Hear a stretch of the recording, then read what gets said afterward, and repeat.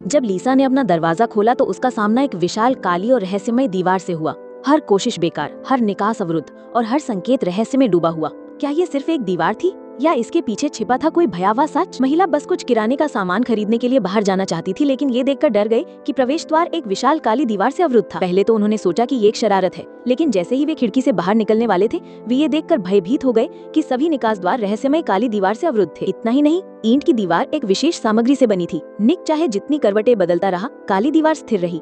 ये देखकर लीसा की पत्नी ने तुरंत पुलिस को मदद के लिए बुलाने के बारे में सोचा, लेकिन अजीब बात ये थी कि उनके किसी भी फोन में सिग्नल नहीं आ रहा था। जब वे घर में सिग्नल की तलाश कर रहे थे, निक ने कुछ असामान्य देखा। उन्होंने महसूस किया कि जैसे ही वे काली दीवार के पास पहुंचेंगे, इलेक्ट्रॉनिक उपकरणों में बाधा उत्पन्न होगी। स्पष्ट रूप से सिग्नल के नुकसान के पीछे काली दीवार ही जिम्मेदार थी। लीसा, जो बाहर जाने को आतुर थी, ने जल्दी से दराज से एक इलेक्ट्रिक हथौड़ा निकाला और बिना कुछ कहे काली दीवार में छेद कर दिया। लेकिन उन्हें आश्चर्य हुआ कि उनकी लाख कोशिशों के बावजूद काली दीवार ज्यों की त्यों बनी रही। बदकिस्मत जोड़े ने बारी बारी से ड्रिलिंग की, लेकिन ड्रिल बिट के मार्शियन जनजाति को छेदने के बाद भी काली दीवार ज्यों की त्यों बनी रही। बदकिस्मत होकर उन्होंने रिग के बगल वाली दीवार में भी ड्रिलिंग की, लेकिन नतीजा निराशाजनक रहा। उनकी दीवार का पूरा बाहरी किनारा एक अजीब सी काली दीवार से पूरी तरह घिरा हुआ था। दोनों ये नजारा देखकर दंग रह गए। इतना बड़ा काम रातों रात कैसे पूरा हो सकता है? हालांकि इसी समय पड़ोसी के घर से आवाजें आईं, जिसने उन्हें तुरंत उम्मीद दी। आवाज का मतलब था कि दीवार काली ईंटों से ढकी नहीं थी, और हाँ, इलेक्ट्रिक हैमर ड्रिल की मदद से वे जल्दी से दीवार तोड़कर पड़ोसी जोड़े से उनकी इच्छा अनुसार। बाद उन्हें पता चला कि पड़ोसी भी काली दीवार की वजह से अपने घर में फंसे हुए थे। किसी को भी काली दीवार की उत्पत्ति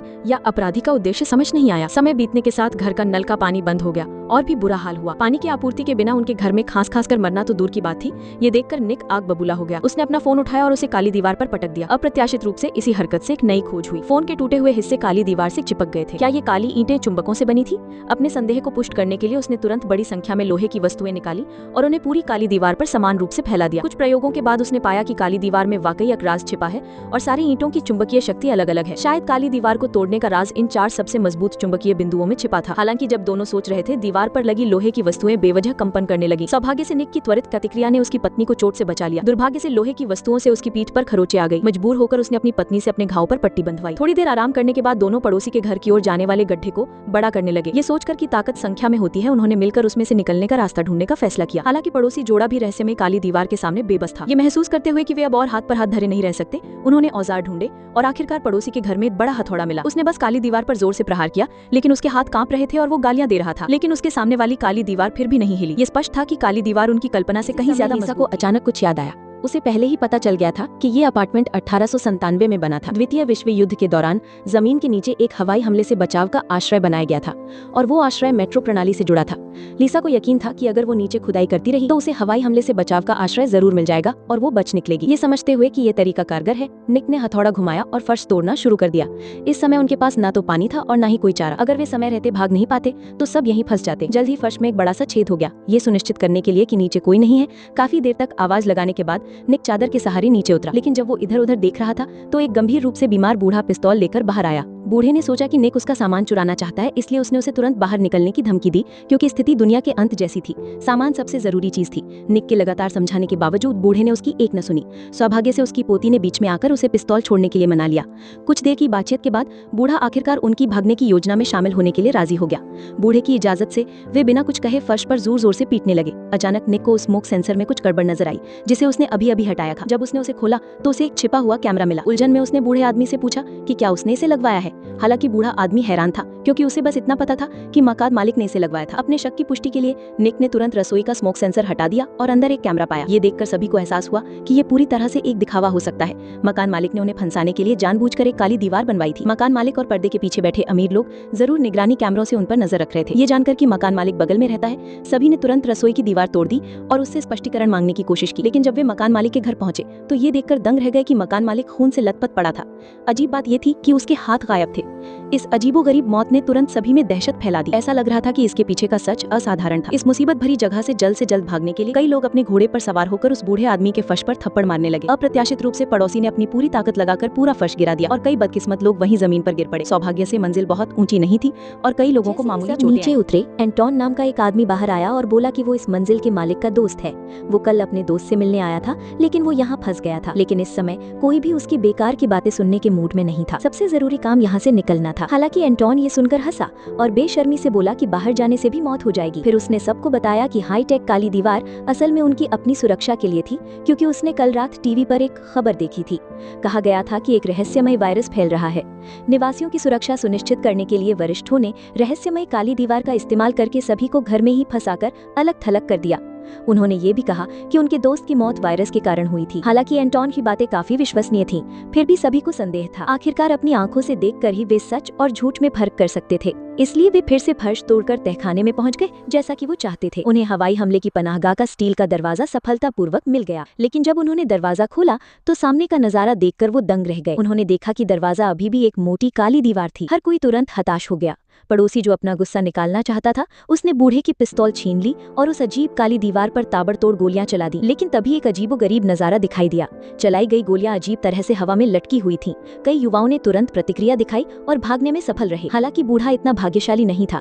पलटती हुई गोली उसके सीने में जा धंसी और अंततः अत्यधिक रक्तस्राव से उसकी मृत्यु हो गई। इस घटना के बाद सभी को इन काली दीवारों की भयावहता का एहसास हुआ और उन्होंने भागने का विचार त्याग दिया। सौभाग्य से उनके आत्मविनाश का निक पर कोई असर नहीं पड़ा, जो पास ही खड़ा था। उसका दृढ़ विश्वास था कि मकान मालिक की मौत रहस्यमय काली दीवार से संबंधित थी। काली दीवार के पीछे की सच्चाई को उजागर करने के लिए समूह ने मकान मालिक के घर लौटने का फैसला किया, ताकि पता चल सके कि क्या उन्हें कोई उपयोगी सुराग मिल सकता है। हालांकि उन्हें कमरे में कुछ भी उपयोगी नहीं मिला, लेकिन चौकस निक ने देखा कि मकान मालिक का बैठक कक्ष ऊपर वाले कमरे से बहुत छोटा लग रहा था। थोड़ी खोजबीन के बाद उसे पता चला कि एक दीवार का पिछला हिस्सा खोखला था, जो किसी छिपे हुए गुप्त कमरे की ओर इशारा कर रहा था। जैसे ही वो इसे खोलने का रास्ता ढूंढ रहा था, पड़ोसी ने दराज से रिमोट कंट्रोल निकाला। उसने बस उसे यूं ही दबा दिया और गुप्त कमरे से आवाज आई। ये गुप्त कमरा खोलने वाला कंट्रोलर जरूर था, लेकिन पासवर्ड क्या था? अचानक निक को एक विचार आया। उसने रिमोट कंट्रोल पर हल्के से आटा फूंका और अगले ही पल 4 उंगलियों के निशान दिखाई दिए।